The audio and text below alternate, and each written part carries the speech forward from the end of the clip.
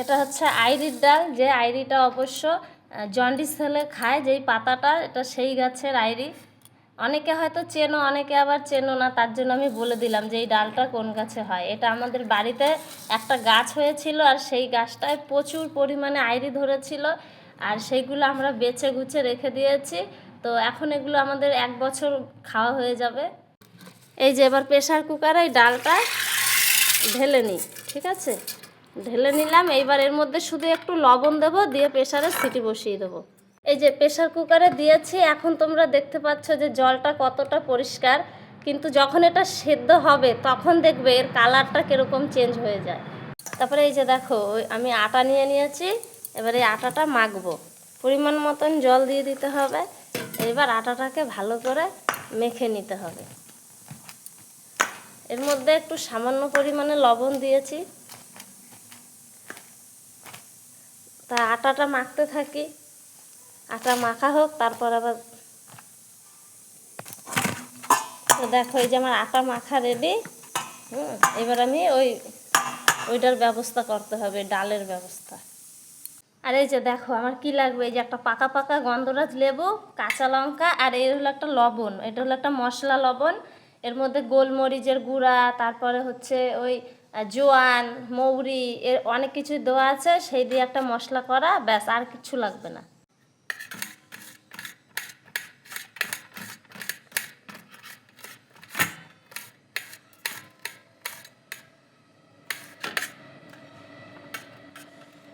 এই যে কাঁচা লঙ্কাগুলি এরকম কুচি কুচি করে কাটবো।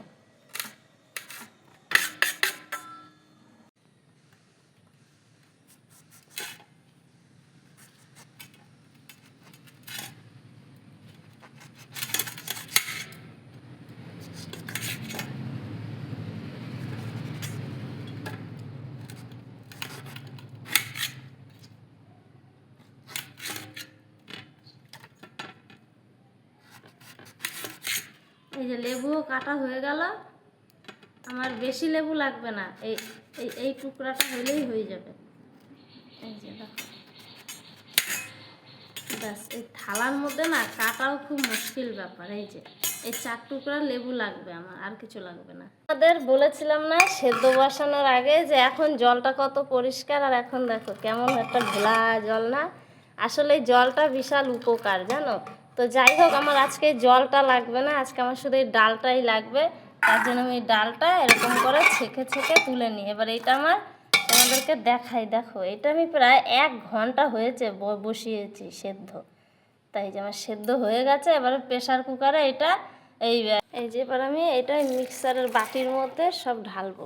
অল্প অল্প করে দেবো, না হলে আবার বাটি ঘুরবে না।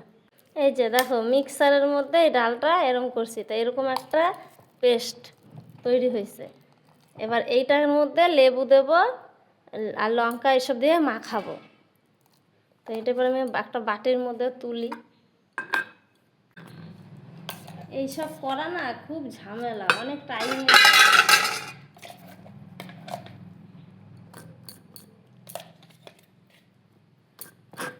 আর এই জিনিসগুলি তো ঘরের জিনিস, ভালো খাওয়া, এগুলি স্বাস্থ্যের পক্ষেও ভালো। তবে এইটা যদি তোমরা ঘুগনির মতন রান্না করে খাও, এই ডাল আরও বেশি উপকার। আজকে তো এটা পরোটা বানাবো, পরোটা অত উপকার না, এটা তো মুখের স্বাদে খাবো।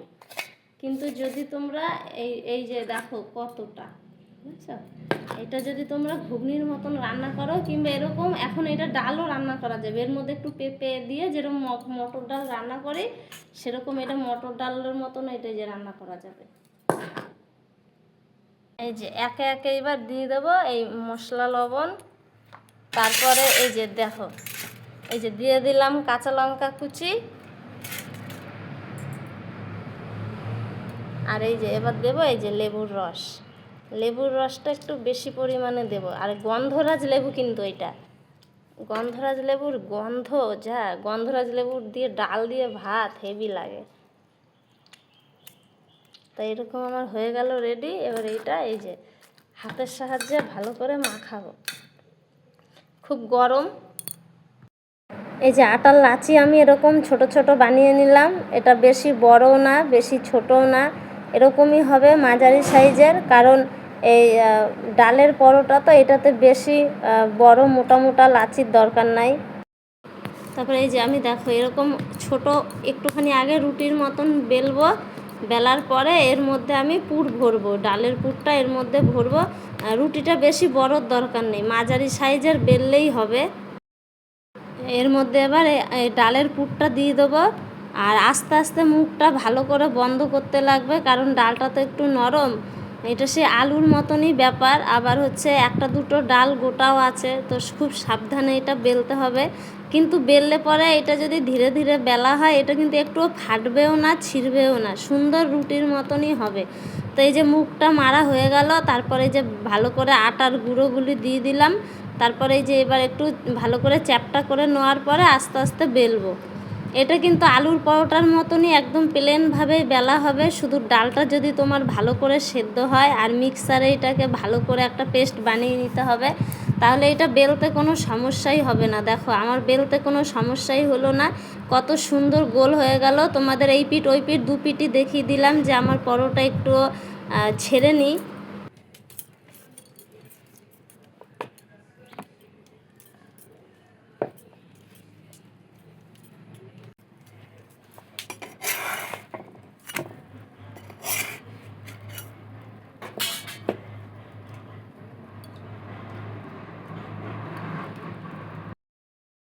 তারপরে এই যে তাওয়ার মধ্যে ভালো করে দুই পিঠ উল্টে পাল্টে আমি আগে একটু ভাজলাম, ভাজার পরে সর্ষের তেল দেব। এই সর্ষের তেলটা আমাদের জমির ভাঙানো তেল, এর মধ্যে কোনো ভেজাল নেই, তার জন্য সর্ষের তেল দিয়ে আজকে একটু পরোটা খাওয়ার ইচ্ছা হয়েছে।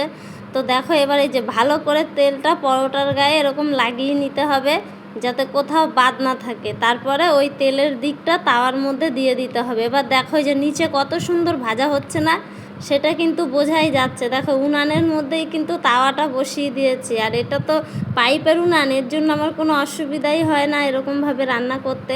তারপরে এই পাশে আরেকটু তেল ভালো করে লাগিয়ে নিলাম, দিয়ে উল্টে পাল্টে দু পিঠ ভালো করে লাল লাল করে ভাজতে হবে, যাতে পরোটাটা কাঁচা না থাকে। ওই পিঠ ভাজা হয়ে গেছে, এবার এই পিঠ উল্টে দিলাম। দেখো পরোটাটা কেমন রুটির মতন ফুলছে, দেখতে পাচ্ছ, দেখে বুঝতে পারছো যে পরোটাটা ফুলছে। আর এই যে দেখো এই দিকটা কত সুন্দর লাল হয়ে গেছে না, এরকম গরম গরম পরোটা যা লাগবে খেতে। এ দেখো দুদিকই ভালো ভাজা হয়ে গেল। আর পরোটা সবসময় একটু কড়া কড়াই ভাজতে হয়, তাহলে ভালো লাগে বেশি খেতে। তো আমার একটা পরোটা রেডি, আর একটা পরোটা বসিয়ে দেবো। এই যে তাওয়াটা তো গরম হয়েই আছে, দেখো আর একটা পরোটা বসিয়ে দিলাম। তো আমরা 6-7টা ভাজবো পরোটা, সবাই দুটো একটা করে খাবো, তো এর জন্য বেশি ভাজবো না, যে কটা লাগবে সে কটাই ভাজবো। এই পরোটাটাও দু পিঠ ভালো করে ভাজা হয়ে গেল। এবার এই পিঠে একটু ভালো করে আবার সর্ষের তেল মাখিয়ে দু পিঠ ভালো করে ভেজে নিতে হবে। তারপরে আস্তে আস্তে ওই একই রকমভাবে ভাজতে হবে, আস্তে আস্তে জাল দিতে হবে। জাল দিয়ে দিয়ে ভালো করে খুন্তিতে করে তেল মাখিয়ে নিলাম, কেউ পারলে চামচে করেও দিতে পারো, কোনো অসুবিধা নেই। আর এই যে তেলটা দেওয়ার পরেই দেখো পরোটাটা কেমন ফুলতে শুরু করে। তো আমার দুটো পরোটা ভাজাই রেডি হয়ে গেছে, এবার শুধু হচ্ছে খাওয়ার পালা। আর এর সঙ্গে যদি একটু চাটনি হয়, পুদিনা পাতার চাটনি, তাহলে খুব ভালো লাগে। আর পরোটার সঙ্গে সবসময় বেশি পুদিনা পাতার চাটনি ভালো লাগে, কিন্তু আমাদের পুদিনা গাছগুলি বর্ষাতে সব নষ্ট হয়ে গেছে, সেই কারণে আমরা সস দিয়ে খাবো। তো পুদিনা পাতা নেই দেখে পুদিনা পাতার চাটনিটা করতে পারিনি। এরকমভাবে এই যে দেখো আমার পরোটা কি সুন্দর লাল লাল করে গোল গোল পরোটা ভাজা হয়ে গেছে। আর ডালের পরোটা হোক বা যেই পরোটাই হোক, আমার কিন্তু একটাও ফাটে না, রুটির মতনই সুন্দর গোল গোল ভাজা হয়।